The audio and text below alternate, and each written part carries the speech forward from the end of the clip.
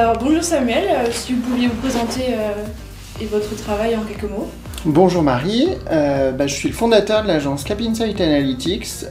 Notre métier, il est d'aider nos clients dans une certaine agilité technique à améliorer la vie de leurs internautes. Et puis on s'est rendu compte que quand on essayait de faire le bonheur des internautes, ça obtenait aussi le bonheur de nos clients, c'est-à-dire qu'un internaute qui arrive à faire ce qu'il veut, souvent améliore le volume de vente et de commandes sur un site internet. Très souvent, s'il se rend en magasin, si on prend un parallèle dans la vie réelle, il ne vient pas pour faire des économies, il vient pour acheter quelque chose. Alors oui, il va vouloir trouver son meilleur produit, peut-être au meilleur prix, et c'est bien normal, mais il était quand même venu consommer quelque chose parce qu'il avait un besoin, et notre métier, c'est d'aider nos clients à diriger l'internaute le plus rapidement possible vers ce besoin. Et puis une fois que c'est fait, peut-être l'aider aussi à trouver des choses auxquelles il ne pensait pas et qui peuvent être assez sympas peut-être et qu'il aurait plaisir à acheter. Ça s'appelle la vente additionnelle. Merci. Si je vous dis la banque n'est jamais en panne, qu'est-ce que vous nous répondez? Ah, alors ça, c'est vrai que c'est souvent un poncif que pensent nos clients, c'est que la banque a dans l'esprit de chacun quelque chose d'assez respectable et d'assez fiable. Je vois peu de gens autour de moi remettre en cause par exemple votre relevé bancaire ou la capacité de la banque à suivre vos paiements.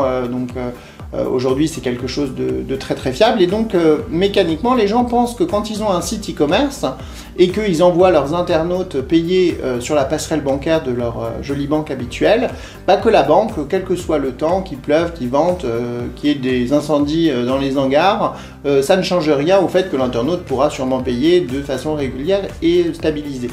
Et en fait, on s'est rendu compte que les banques, c'est comme tout le monde, ils ont des serveurs, que les serveurs de temps en temps tombent en panne, que ces serveurs-là ont des connexions internet, que parfois ces connexions sont saturées, et donc que parfois vous pouvez avoir effectivement des banques qui peuvent faillir à leur rôle d'enregistrement de la vente et d'enregistrement du paiement, ce qui fait que tout votre effort marketing sur un site internet qui a été fait entre l'achat du clic pour la publicité, l'arrivée de l'internaute sur le site, puis réussir à lui faire mettre au panier le produit dont il a besoin, puis réussir à le faire inscrire sur le site, lui donner enfin, récupérer son adresse pour le livrer et enfin l'envoyer vers la banque, on se rend compte que tout ce travail-là peut être mis à la poubelle si derrière la banque ne suit pas en termes de performance technique.